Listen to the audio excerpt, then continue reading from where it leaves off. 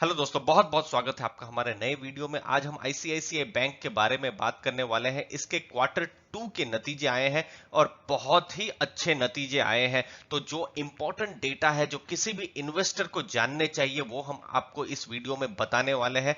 लेकिन सबसे पहले हम आपको बताते हैं इसके स्टॉक प्राइस की मूवमेंट और जो दूसरी जो इनके कॉम्पिटिटर है उनका कैसे स्टॉक प्राइस का मूवमेंट हुआ है।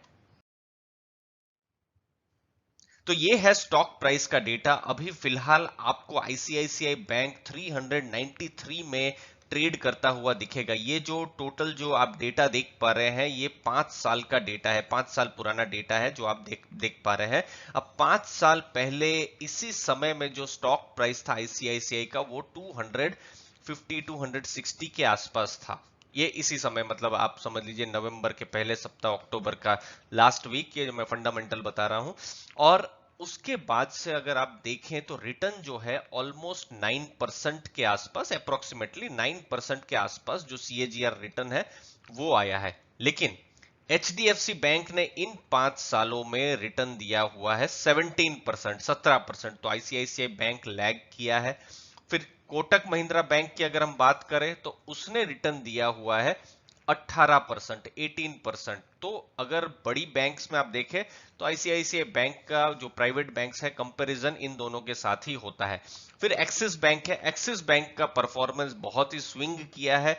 फिलहाल एक्सिस बैंक का सिर्फ 1% का ही रिटर्न है। और अगर आप गवर्नमेंट बैंक में जाते हैं तो हम एसबीआई के साथ ही कंपेयर कर सकते हैं, स्टेट बैंक ऑफ इंडिया। और स्टेट बैंक ऑफ इंडिया से तो इनका अच्छा ही परफॉर्मेंस है। मैं यहाँ लिख भी देता हूं, उनका माइनस में रिटर्न है, -4% के आसपास स्टेट बैंक ऑफ इंडिया का रिटर्न है। क्योंकि जो पुराने इन्वेस्टर है वो जरूर जानते होंगे, स्टेट बैंक ऑफ इंडिया जो है वो 180 200 के पास में आज की तारीख में ट्रेड कर रहा है। और ये ही परफॉर्मेंस इसका कुछ सालों पहले, 5 साल पहले भी था। लेकिन हाँ, कोविड से पहले उनका रिटर्न अच्छा था। अब देखिए आईसीआईसीआई बैंक भी देखिए, कोविड से पहले ये एनपीए साइकिल से बाहर निकल रहा था। और कोविड से पहले आप देख सकते हैं ये 550 तक गया था। और ये मार्च के महीने में पैनिक आता है, 268 में स्टॉक प्राइस चला जाता है दोस्तों। अब इन्वेस्टर्स के लिए इंपॉर्टेंट पॉइंट्स क्वार्टर 2 के रिजल्ट को लेकर देखिए। सबसे पहले प्रॉफिट जो है 6 गुना इंक्रीज हुआ है, 6 टाइम्स नेट प्रॉफिट इंक्रीज हुआ है। ये देखिए 4251 करोड़ का ये नेट प्रॉफिट बैंक ने रिकॉर्ड किया है। और देखिए पिछली बार यानी सितंबर 2019 का जो नतीजे आप देखेंगे तो 655 करोड़ के आसपास था। तो ये प्रॉफिट बढ़ा है।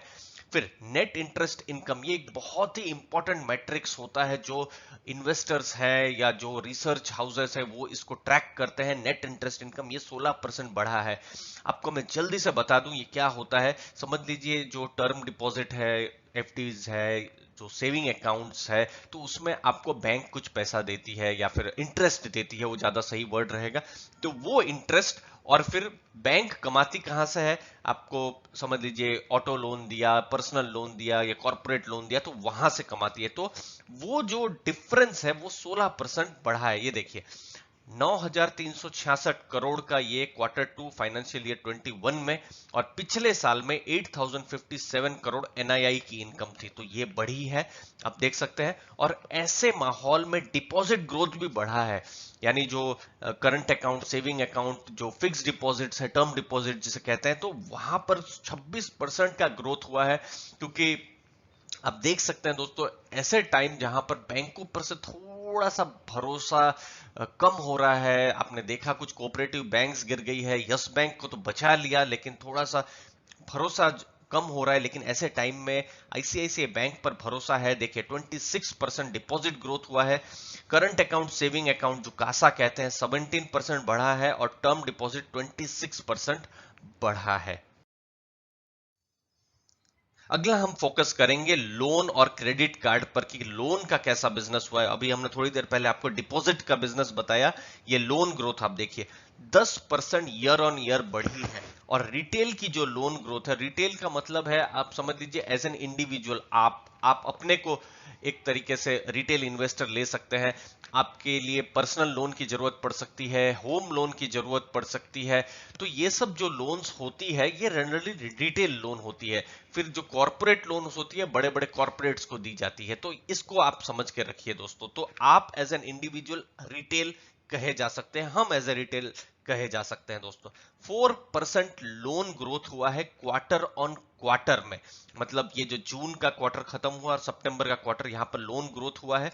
और रिटेल में आप देखिए same 6% quarter on quarter loan growth हुआ है। और सबसे इंपॉर्टेंट चीज, प्री कोविड लेवल्स, यानी वो जो जनवरी फरवरी का महीना जो था, उस समय में जो डिसबर्समेंट मॉर्गेज ऑटो लोन्स में जो हुई थी वो आज पहुंच चुकी है। ये एक बहुत ही पॉजिटिव संकेत है। और जो दूसरे भी जो अब डिविजन्स हैं वहां पर भी धीरे धीरे हम देख पा रहे हैं कि थोड़ी कंसिस्टेंसी आ रही है। क्रेडिट कार्ड 85% स्पेंड हुआ है। मतलब आप समझ लीजिए कोविड से पहले वही जनवरी फरवरी महीने में 100 रुपए का क्रेडिट कार्ड का खर्चा होता था या स्पेंड होता था, तो आज की तारीख में 85 रुपीस हो रहा है। बहुत ही सिंपल शब्दों में हम बताने की कोशिश कर रहे हैं। तो अब कोविड के लेवल तक तो पहुंचा नहीं है, लेकिन उसके आसपास पहुंच चुका है। अगले क्वार्टर में हमको और रिफाइंड डेटा मिलेगा और हमको पता चलेगा कि ये 85 से बढ़ा है या कम हुआ है। बट फिलहाल ये बहुत ही पॉजिटिव संकेत है इकोनॉमी के लिए, बैंक के लिए और पूरे सेक्टर के लिए। हेल्थ एंड वेलनेस पर खर्चे किए जा रहे हैं। इस वायरस के आने के बाद देखा जा रहा है हेल्थ प्रोडक्ट्स की बहुत डिमांड बढ़ी है। इलेक्ट्रॉनिक्स में खर्चे किए जा रहे हैं। और ई कॉमर्स जो है, अमेजन है, फ्लिपकार्ट है और बाकी जो भी ई कॉमर्स की बहुत सारी वेबसाइट्स अभी है, तो वो प्लेटफॉर्म्स में खर्चे किए जा रहे हैं, जो कि बैंक ने कहा है। अब ये है आखिरी चीज, एसेट क्वालिटी। इन्वेस्टर्स को हमने अब बताया कि किस हिसाब से डिपॉजिट ग्रोथ हुआ है, लोन ग्रोथ हुआ है। लेकिन यस बैंक ने भी लोन ग्रोथ किया था, बहुत ही जबरदस्त एग्रेसिव गए थे, लेकिन वो कहां कंट्रोल नहीं कर पाए, एनपीएस में कंट्रोल नहीं कर पाए, इधर उधर कहीं भी लोन गई। खैर वो सब अभी विषय अलग है, लेकिन एसेट क्वालिटी बहुत मैटर करता है। लोन तो आपने दे दी, पैसा आ रहा है कि नहीं, एनपीए हो रहा है कि नहीं, तो वो बहुत जरूरी है। वो हमने एक्सपीरियंस देखा है कुछ बैंकों से अभी कुछ दिन पहले। तो देखिए ग्रॉस एनपीए कम हुआ है। देखिए 5.17% है, जो कि पिछले क्वार्टर में 5.5% था।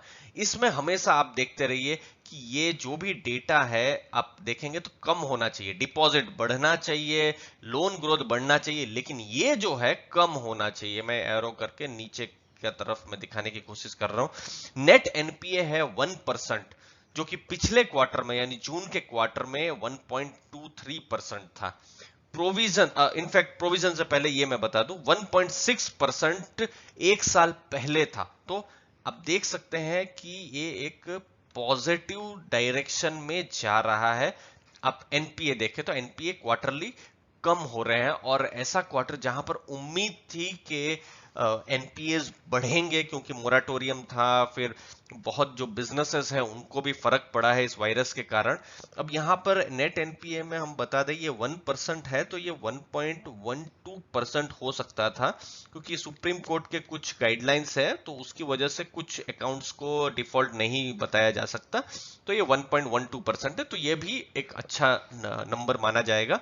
प्रोविजंस जो है वो 8,772 करोड़ के किए हुए हैं कि अगर कुछ लोन्स अगर खराब जाती है तो बैंक के पास प्रोविजंस रहे।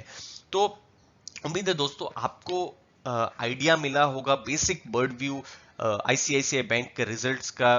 एज एन इन्वेस्टर आपको बहुत सारी जानकारी मिली होगी वीडियो से। अच्छा लगा वीडियो दोस्तों तो जरूर लाइक शेयर सब्सक्राइब कीजिए, बेल बटन जरूर दबा दीजिए दोस्तों। आपने अपना समय दिया, आपके समय के लिए बहुत बहुत धन्यवाद।